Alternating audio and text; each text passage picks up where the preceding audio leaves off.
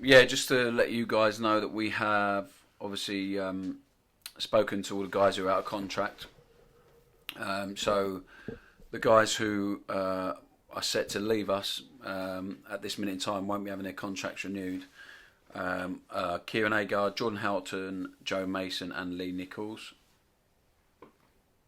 And the guys who we are currently in discussion with still: Jay Bird, Ben Gladwin, Cammy Jerome, Josh McEachran, Matty Soranola, Andy Sermon, and Laurie Walker.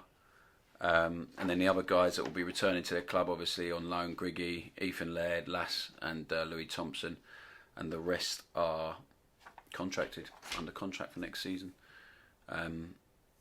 So yeah, we haven't. They just, after discussing it, they're not going to be offered contracts at the minute. Those four guys at the top of the list. All good. Yep. How important is it then, Russ, to try and nail down the contracts of those players that haven't been retained? We know the importance of players like Cameron Jerome, Matty Soranola, Andrew Sermon's been a big part of things as well. I mean, there's plenty of players. And there are so many factors, I guess, from your side, from their side, age, fitness, etc. I guess this is ongoing, and it's quite a difficult process. Yeah, and it's not like we've just come to the last week and all of a sudden it's ramped up. It's been discussed for a long while. I think I need to set expectations with Cammy because we would like him to stay. I feel it's probably unlikely, if I'm being completely honest, because and I want to be honest because I don't want to for it to get down the line and Cammy ends up. Listen, he might end up staying, which would be fantastic. At this minute in time, in his mind, he probably wants to be closer to home. He has interest from the Championship, which at his age is good going, and he appreciates how well it's gone for him here and how much he's enjoyed it. So I need to set expectation with Cammy really because obviously he's been a huge part of it. He's scored a lot of goals for us. He's been really good.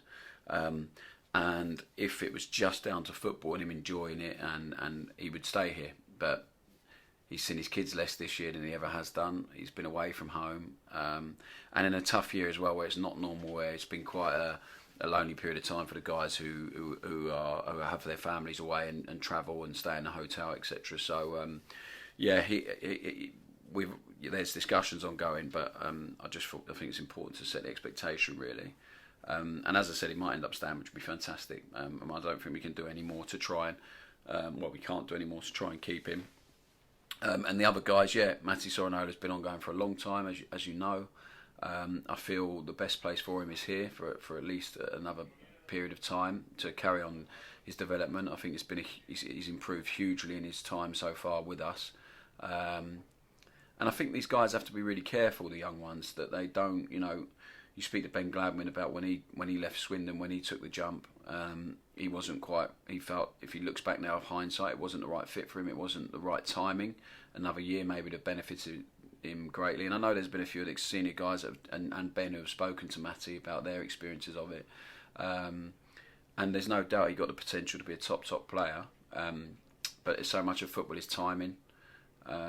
So much of it is opportunity, and we've given him an opportunity and he's grabbed it. And it'd be really sad for us, I think, for all the hard work that we've put into each other as a group of staff and Matty with what he's given us as well, for it to just end now. Really, he's still got a lot of room for work with us. And the other guys, Josh, he's been great, and he'll get better. Josh McEachran with time and training and pre-season, so it'd be great if we can get to an agreement with him. Ben Gladwin obviously it was shown what he can do and how good he is, the quality he possesses. It's just obviously he's just got injured at the wrong time. Nothing too serious, but we're now going to have to wait and see where we're at and where he's at, and that's been a lot of discussion between me and Ben already. So we'll have to wait and see on that one. And then Andy Sermon is like Cameron, has travelled a lot. He's been hugely important. I think he's been one of our most important players in the second half of the season. I think since he's got fully fit, and he's been incredible, really. For me, he's been one of the best midfielders in the league. There's no doubt about it, in how important he's been for us, which was never not a surprise with the quality he has and where he's come from. And I really want to keep Sirs, but as we do the other guys. But again, with Sirs, he's got a lot to discuss, a lot to think about. Another guy who's enjoyed so much, more than he thought, coming to League One to play, and he thought maybe it's sort of the last. It would confirm that he would be ready to sort of quit, but he's not at all. But as you said, there's so much that comes into it, so we'll have to wait and see on that one. Jay Bird is close to agreeing a new contract, which is good because he's had another year frustrating with injury, because he's shown glimpses early on against Stevenage what he could do.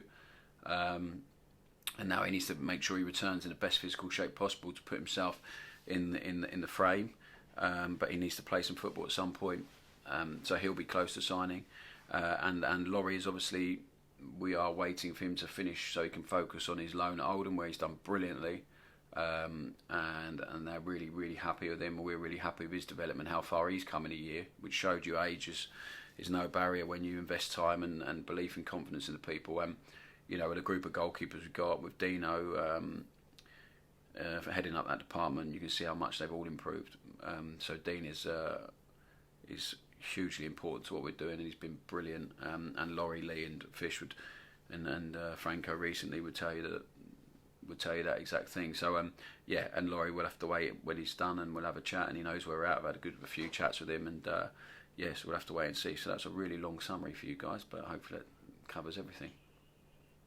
And it does cover everything. Actually, that's from the players that are the question marks are over, and those players that you're letting go, that are moving on. I suppose one thing that I've always noticed about you is there's always clarity. You're always very honest. You're always kind of upfront about things, and I suppose that's been the same with those players. And it's important for them. They've got a career. They've got to find a new job somewhere else, perhaps. And if you can be as honest with them, and they can be as honest with you, the process is, well, it's easier all round, isn't it? Yeah, I think. We probably need to spend some time talking about these guys, because they've all been really important in their own way. Kieran has not played a huge amount, obviously, and it's not always been his fault. It's where the team found themselves. It's what I found that the team needed, and obviously other things come into it as well, because it's football. But what hasn't come into it is his personality, his character, his professionalism, been incredible all the way through. So it's been hugely important for us off the pitch, just as much as anyone else has on it, because the way he conducts himself as a human being, he's top draw, Cagsy. So I have a huge amount of respect for him. The way he has behaved throughout, in what can be the most frustrating time for a football player when you're not playing. And he has a lot to offer someone. There's no doubt about it. And he's the service he's given here, the goals he's scored. As I said, the professionalism he's brought people should. We really appreciate that and are grateful for that and respect it. And I'm sure Don's fans do as well. Cagsy might end up back here training in pre-season, because of the service he's given us, and to make sure he's fully fit before. Unless I'm pretty sure he'll have a line of clubs. But if he doesn't sort anything out, he's welcome back here to train. I've told him that he's welcome. The door is open for him here in terms of keeping fit, and he lives locally. So, but I'm sure he'll be sorted out by then anyway. But that remains the case. Joe Mason is close to agreeing something somewhere else that will be exciting for him. It's just really unfortunate we haven't been able to sort of get a run of games with Joe, and when he's really got going, then something gets in the way. Last year it was COVID, this year it was just a niggle. So he possesses huge talent, huge ability. The players know how good he can be. We do as well. I had a really good chat with him yesterday about how much he's enjoyed it, although it's been frustrating and it hasn't quite gone how he would have liked it to, how the plan was set out. But he's been huge for us. He scored some really important goals, and we've loved working with him. Top player and top guy. And the other two, Jordan Houghton and Lee, it's been really tough. It's been tough saying goodbye to all these guys. But two guys who were probably the most important players for us last season, despite Reece Heady's goals, despite other people really contributing as well. There was a huge amount of pressure on them with the way we decided we were going to set out to play. A huge amount of pressure. And they took it in their stride. Were unbelievable. Jordan Houghton, the change in him last year and how important he was for us was huge. And I think this year he's just been really unfortunate. He got injured at the wrong time. Dave Kasumu's just elevated into obviously the player that he has been and improved so much, which has made it really hard for Jordan to get back in. And then we signed someone of Andrew Sermon's quality as well, so that's been really tough for him. But you know, I need to go on record and say how huge they've been for us in this period of transition on and off the pitch. I think Lee Nichols' support of Fish has been it's been so big for Andrew Fisher to develop and improve the way he has this season, and to have that backing of someone who continuously praises him, helps give him information, spends a lot of time shouting to him on a match day. And I've mentioned it quite a few times this season on a match day. You know, you can hear the information he gives, not just to the goalkeeper, to other players, Lee. Yeah, so it's tough. It's really tough to say goodbye to these guys because they have been huge, and we're so grateful for the role that they've played. And I said this to Helch yesterday. You know, he goes wherever he goes. Him and Lee, they're going to two clubs that would be really lucky to have people like them and professionals like them. And but we have to. I can't make decisions based on sentiment and loyalty. Although they have been incredible, we have to look forward and see what we really need. And both understand that and appreciate that. And yeah, but you know, I mean it. I love them both, and we all do, and we wish them all the very best wherever is next for them.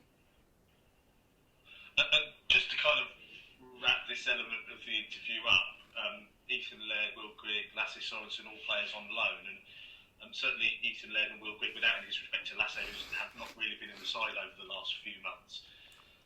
I suppose the danger is when you sign a player on loan like Ethan Laird, and he's one of the key players in the season with, you know, speed and passion and a smile on his face 9 times out of 10, some very dramatic falls on a regular occasion when he's on the pitch. The thing is that his parent club will want him to then step up a level, so to get somebody back like Ethan Laird is difficult. On the flip side of that, the parent club presumably have other young players, and other big clubs have young players that will say, hey, he can go to MK Dons and develop. Yeah, you hope so. Yeah, we had Les Parry down yesterday, who is in charge of the loans and at Manchester United, and he come down and we had a really good chat. I've spent a few hours with him. Ethan spent some time with him about the loan and just got loads of feedback from us, from him. I think it's been brilliant for Ethan. I think he's been really, really good for us. He's got better and better. I think Les in particular was very complimentary about what we're doing, about how we've been with Ethan, about how Ethan feels about the club and what he's been exposed to. And I think it's been huge for him in his learning. He's matured a lot. But yeah, he's improved in a lot of areas. They can see that, so I'm sure they'll want to take a look at him. But as you said, it's about having relationships with these clubs and knowing that they can trust us to look after their players and do it in a certain way and play in a certain way.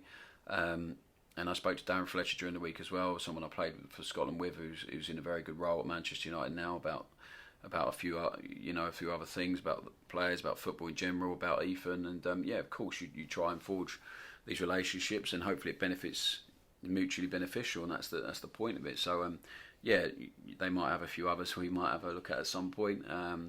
And you know, Ethan, we'll have to wait and see what happens with him, but I'm sure we'll go back and have a chance to impress the coaching staff at Manchester United now after what he's done here. And I've got no doubt he's got all the tools he needs to go and play at that club eventually. It's just a case of probably when rather than if. And you know, even with Lass, I think for a first loan, it's such a gamble really. So many of them don't work. Ethan and Lass has been, although he hasn't played in the team in the last however long because of the people we've had in, Josh McKeck and Andy Sermon, I think it's been a fairly successful first loan for him. I think he's played 30 odd games. He's in the top 6 or 7 minutes in our squad played, and just because they all came at one period of time, if they were sort of dispersed around the season a bit, people would probably feel differently. But I think it's a hugely successful first loan for him. I think he's learned a lot. I think he's gone and with a new group of guys, fitted in really well, and he's trained brilliantly all the way through. He's never sulked. He's got on with it. He's really matured from the start of the season. So Yeah, I think it's been frustrating for him, but the way he's coped with it, the way he's dealt with it, is testament to him and his character. And I think he'll go back to Stoke better for it, regardless of, not playing too much the second half of the season because of the way the group and the team's evolved. But I think they've both been very successful, and obviously Griggy's been great. We'll have to see what happens with Griggy, and it depends on what happens with his parent club over the next few weeks. And even Louis Thompson, again, he's been a bit frustrated with a few injuries. But when he has been on a pitch, he's been really important, and it's what he brings off the pitch as well, which is massive. The way he helps the younger players integrate with the older guys. He trains brilliantly.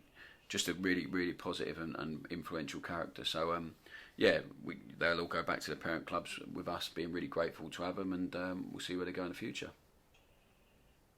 As much as the fans got a huge amount of enjoyment from Will Grigg scoring 4 goals in a game, it hasn't helped your case to keep him, because obviously his parent club are going to look at that and say, hold on a minute, this is the Will Grigg that we wanted. Other clubs will prick their ears up. He is a name that people know about.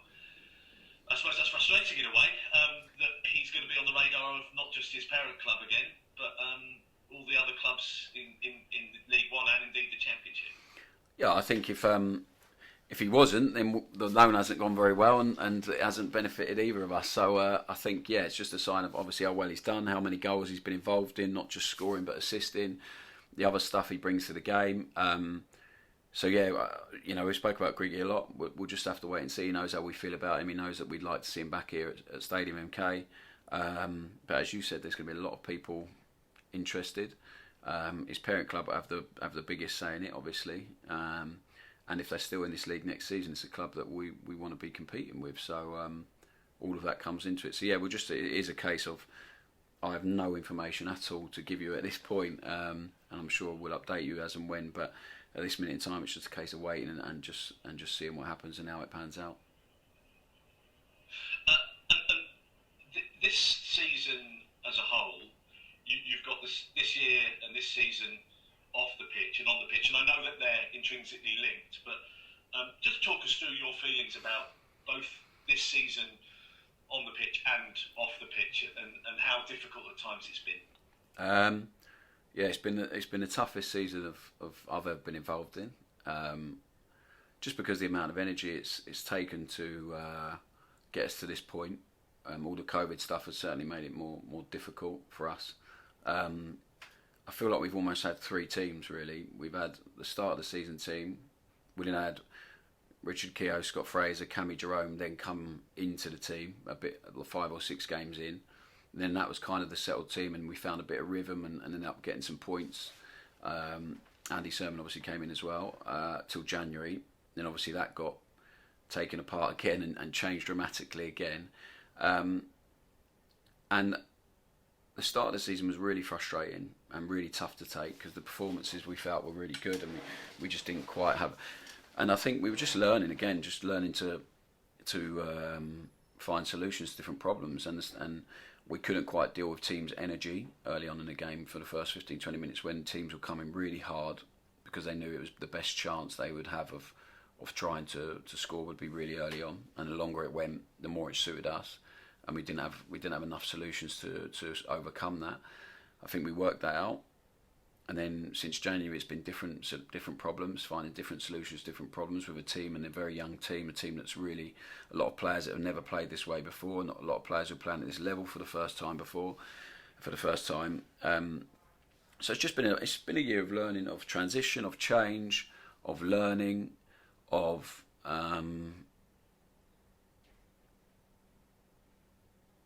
exploring what we are capable of and what where we can get to, and we've evolved really quickly. I think if we knew where we were going to get to, it might have changed a couple of things. The recruitment, not the people we brought in because they've been brilliant, but we might have looked for a different player or two that brings different skill sets. But we've evolved quicker than we thought, and I think it's been a huge improvement. It's been a huge improvement in points tally. Hopefully we will finish inside the top 10, which I think will be an incredible achievement after the start of the season we had, especially because if we'd have been around this position all season, I think it would have been a lot more enjoyable and a bit more relaxed for everyone. But we were really chasing our tail. After 8 games, I think we had 5 points. And for the guys to be sitting where they are now after that start is fantastic. And the group off the pitch have grown so much. I've not seen a group like this for a long time, where they are so together. They enjoy being in each other's company so much, and they've harnessed that and been able to do that during COVID, which is during a pandemic where they probably spent less time together than they ever would really in a football club. They've not been in the dressing room, they've been in the gym different times, different meeting rooms, etc. So I'm really proud of that. I think the culture we have is so strong. We've come a long way in a year from the start of the season. It's almost unrecognisable really when I think back to the first day of pre-season. The way the guys train is incredible now from where they were physically, mentally, professionalism, the way they interact with the staff, the way they interact with each other, the way they work. So yeah, I think it's I mean, the tangible stuff is points. Like, I get that. The stuff everyone sees it's really easy to see the improvement, but I think off it is where we notice the most around the place every day, where we notice the most improvement, how everyone really believes in what they're doing, really buys into it. And we have to try and keep growing that. And as I said, next season the aim will be to improve again. And they've just set the bar much higher for themselves than the bar was set last season. So yeah, it's going to be an exciting challenge. But it's been a season of change and improvement.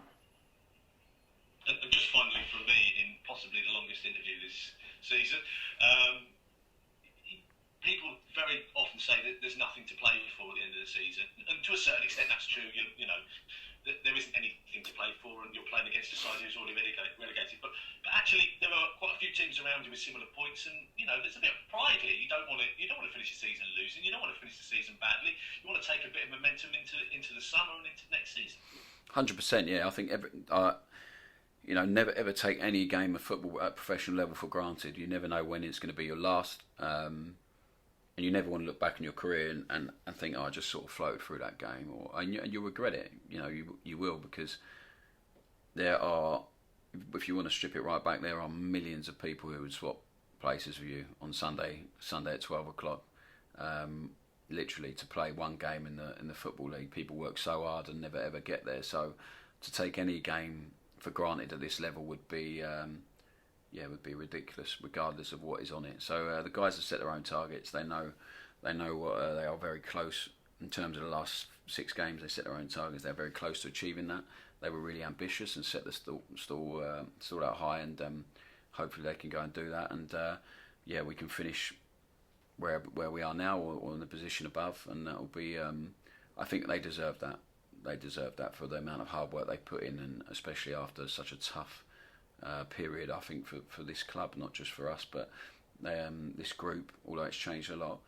When we sold a couple of players in the summer, were written off by a lot of people, and it'd be nice for them to finish in the top half, at the top 10. Cheers, Ross. Thank you. No problem.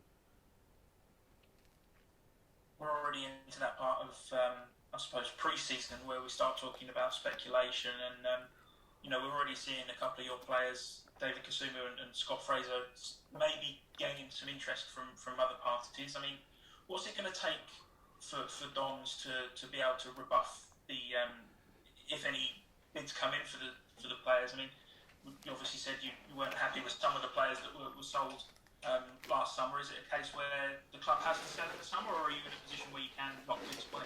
I don't think I wasn't unhappy, but I don't think I was unhappy about anyone getting sold last summer. I think Reece was obviously the one that hurt the team the most. But again, I understood it, so it wasn't.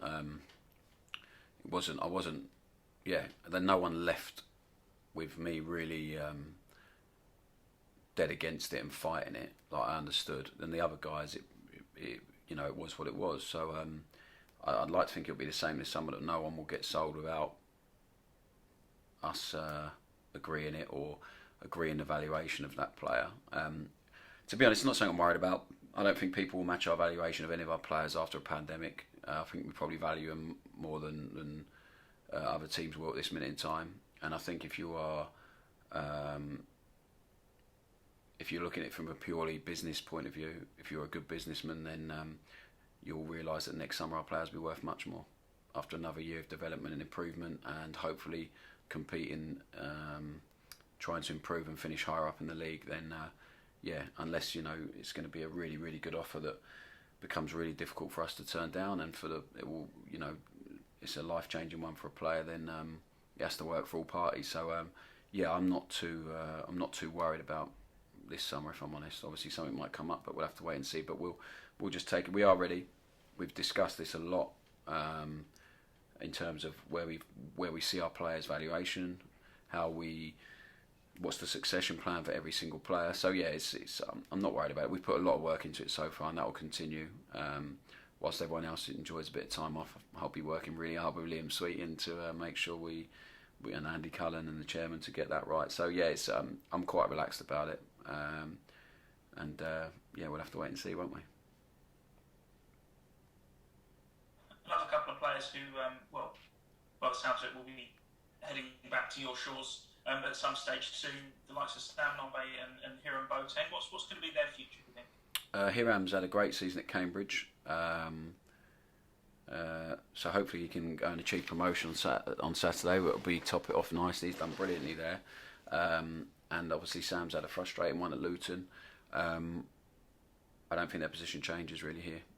So if moving forward, being completely honest, I think that we'll have a sit down with both of them. But yeah, long term, I don't see them as part of the current team or squad really. Or in terms of fit, but both great lads, both really good players, and can contribute to team as Hiram has done hugely this season and shown how good he can be. So it's just certain people fit certain styles and systems, and yeah, it's just, as I said, a lot of football is about timing. But both great guys who we've been rooting for, and I'll be at Hiram's game Saturday and hopefully watch him achieve promotion with Cambridge, who have had an incredible season under a young, really talented manager. So looking forward to going to watch that, and yeah, wish him all the best. Of course, what the release list does leave you short of is strikers. I know every single manager up and down the country, no matter what level, will say that they'd love to sign a new 30-goal a season striker. But obviously that's going to be quite high up on your shopping list this summer.